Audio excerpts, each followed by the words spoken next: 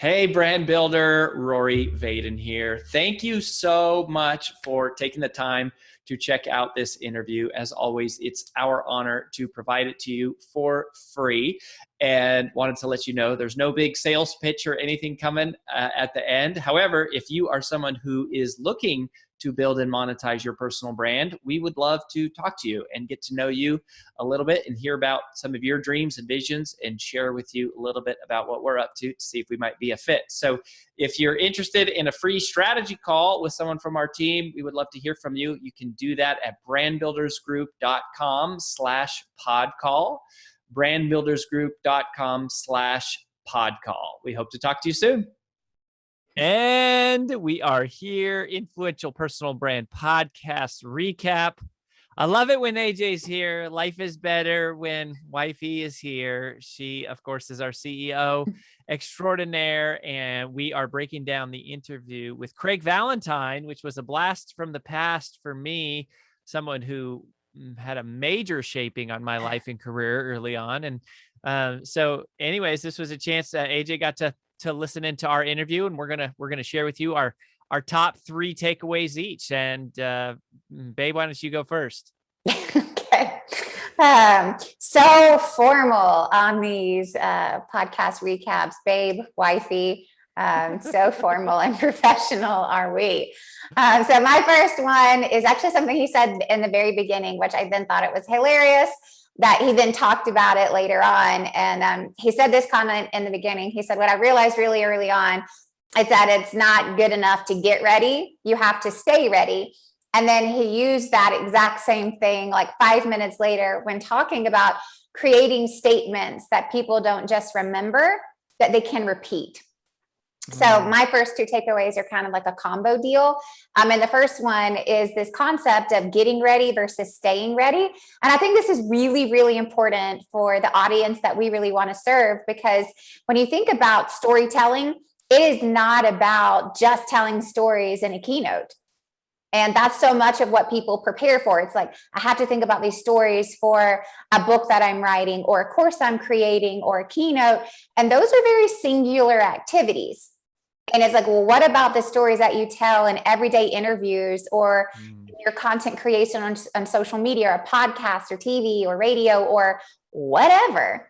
And I think that's really important, of just being able to stay ready. So at any minute, if a reporter tweets you at 9 p.m. at night, that you could be ready to go for an interview at 11 p.m., which is exactly what happened to us just a couple of months ago. And because we were ready, it landed on Good Morning America. Totally unexpected, but we were ready. Didn't need to get ready. We were ready. And I think that's just a really great story, as if you get ready and you stay ready, then it's easy to accept the opportunities as they fly by, because it would have been equally as easy for someone to go, I don't know what I'm going to say for that, and turn down a mega opportunity just because you weren't ready. And so that was my first big takeaway, and also gave you a teaser to my second one that I'll share in just a minute. Well, that's good. I mean, that is just is like being in that mindset of like, I can go at any moment. It reminds me, what you said reminded me of our friend Navy SEAL Joe. And one time I asked him, why don't you drink? And he just said, well, because at any given moment, I might have to defend somebody. I might have to do something. And I was like, different kind of staying ready. That's a different kind of stay ready, right? But it's like that when you're Navy SEAL, it's like you're always ready. Always ready. Yeah. So one of the things for me, I mean, Craig is, I think, one of the masters of teaching storytelling. And I think it's part of the impact he's had on my life is helped me tell a great story. And even after all these years, as I was listening to him, I realized I don't always have a clear conflict in my stories, and you need to have a clear conflict. And that was my takeaway, which I've been reminded of by him before, but somehow still forget. And in any story, like, the story is in the struggle. The story is not what happens at the end. The story is this 1 step forward, 2 step back of what the main character is trying to accomplish. And the moment that the conflict gets established is the moment that something gets in the way of your goal. And so you have to have a character who wants something, who has a block. we refer in our world-class presentation craft, we talk about how you have the main character and then you have the enemy. You have to have a main character who's trying to achieve something, who's being blocked by an enemy, which doesn't necessarily have to be a person, but often it is. But if your stories are falling flat, it's because you don't have a clear conflict, which means you either don't you don't have a clear picture of what the main character is trying to accomplish, and there's not clarity about what is standing in that main character's way. And if you don't have those two things, you don't have a story. You're just sharing words. And that is so simple, but just really hit me as profound. And it's like, gosh, I should know this. I should know better, but I just don't. And you just forget that the fundamentals. So that you got to have a clear conflict. That was my first big one. Yeah. Well, on that note, Craig talks a lot about this in the interview, is the importance of both conflict, but then also character dialogue. And those were equal parts of a great story. Is like, yeah, the story needs conflict, but there also has to be some character development, i.e. through dialogue. And so it's helping get to know each point of the characters in the story, even if it's only one character. But conflict and dialogue are of equal importance. And I think that was a really unique part, because often sometimes the heart of the story is missed because you only get a one-sided character perspective.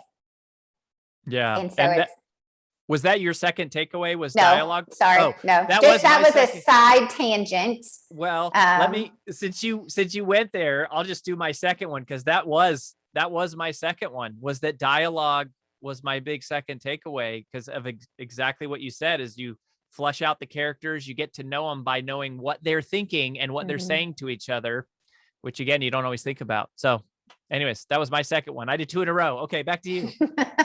Yeah. So my second one was something that I said in the very beginning, because I thought they were very much connected, but it's this whole concept of, don't tell stories just to be remembered, but tell them in a way that can be repeated.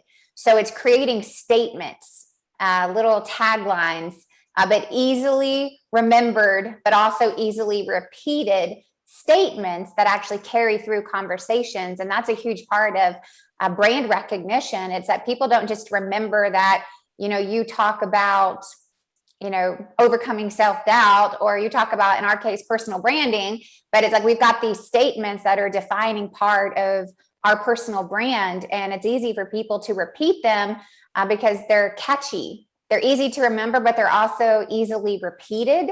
And I thought that was really good. And so it's like, what are the conversation centerpieces that you have in your personal brand and in your stories, but in your content, that allow people to go, yeah, I'd tweet that. I'd retweet that. It's like, I'd post that on my social. It's like, I would talk about this. Like, this is a good conversation starter. And it doesn't even have to be all that catchy sometimes. It just has to be somewhat controversial in terms of like, this is different. Like, one of the things that caught my attention when listening to this podcast with Craig is this whole concept of, in our opinion, that personal branding is the future of marketing. And that's somewhat controversial, of going like, really, it's the future of marketing. And it's like, that allows someone to go, it's like, hey, there's this firm out there that did this study. And they're saying that personal branding is the future of marketing. It's like, that personal branding is the way to build trust. And so again, it doesn't even have to be like a tagline for it to be catchy, but it's got to be interesting enough that people can remember it and repeat it, and that they would want to. And I thought that was a really huge part of stories are there to get people engaged. But then what's the point? What's the takeaway of the story? And are you giving it in little snippets that people can remember and want to repeat? Yeah. Amen. It's like, what's the story, but what's the point? What's the takeaway? The story is like the entertaining part, but then the point is like the educational part, or the inspirational, the part that adds real value to our life. And, we call them pillar points internally, obviously, like those catchy phrases. And that kind of points to my third takeaway, which is, which was actually nothing about the technical stuff of what Craig was teaching related to how to tell a great story. It was his kind of catchy pillar point from his wife your dream is not for sale. And I have heard him tell that story so many times about, him trying to quit his job to go pursue his dream, and his boss offering him more money and him almost taking it. And then his wife saying, your dream is not for sale. And that has stuck with me. That has stuck with me for almost 20 years now, from the first time that I heard that. And that is so powerful as a concept, that like, if you have a dream and there's something that you're dreaming about, like you literally want, and it is placed on your heart that this is the thing that you're supposed to pursue, don't let anything distract you from it. Don't let anything pull you off of it. Don't let anything convince you that you're not worthy of it or that you can't have it. And certainly don't go chasing money as a way of avoiding chasing the thing that you're called to.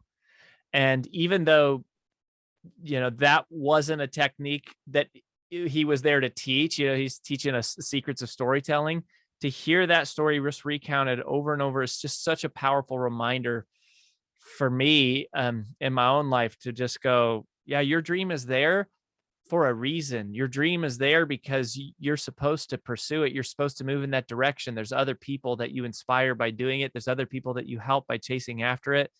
And just don't allow yourself to get sidetracked with other stuff. That's good. That's good. All right. Well, I'll wrap this up. My third one and my final one. And again, this wasn't necessarily new, but it was a great reminder for every single person who is listening to this podcast, is that it is not about selling a product. It's about selling results. And the best way you can do that is in storytelling. And it's like, if all you do is talk about your product, it's like people get burned out. It's like, you can only talk about it so much, but it's like, what are the results that you will achieve or experience because of your product or your service? And he gives that great story about when he was buying his first car several decades ago, and the first dealership he went to, they talked all about the car, right? Here are the features of the car. Here's the gas mileage. Here's the rates, da, da, da, da, da. Second place he went, he said, why are you buying a new car? And he said, oh, you're going to look good in this car. Just think about all the ladies you're going to get in this car. But it was the results, but it was also the story. It's like, when you tell a story, you're able to put yourself in the character's seat and experience it. Like when you talk about, oh, in this car, you're going to look so good. I just want you to imagine, like for me, it's like how clean and organized a new car would be with your two toddlers. And if you had that captain seat, you wouldn't have to climb over the seat to get in the back, or you're going to have this extra space. Like you can tell I'm a mom of two small kids right now, because that's what appeals to me. It's like, but if you put me as the character in the seat of the car, it's like, oh yeah, I want that. I want clean carpets again. Yeah, I want seats where my kids' little legs can't kick the back of them. Now, how do you get me that versus just telling me about just safety features and just the components of a car? But it's like, how do you use a story to put your audience as the character in the seat to help them actually experience what your product or service is, without making it all about just the facts and features and components of what you do, but it's what is it going to give them in peace or happiness, or in my case, organization, right? So it's like, what are those things, and how do you use stories to help sell results? Because at the end of the day, people aren't buying your product, they're buying what your product or service is going to do for them. So good. So good. And just storytelling, I think it's easy to underestimate the power of stories because they're so simple. It's easy to forget the fundamental parts of that should be in a story because you just overlook them, and certainly just easy to forget to use stories in your selling, your writing, your emails, obviously your presentation. So listen to this episode, go back if you didn't, and listen to the episode with Craig Valentine. It is fantastic. He is a gifted speaker and also extremely gifted at teaching the art of story, which will help you and make a difference, as does every guest. At least that is our hope every week here on the Influential Personal Brand Podcast. That's all for this one. Come back soon. We'll see you then. Bye-bye.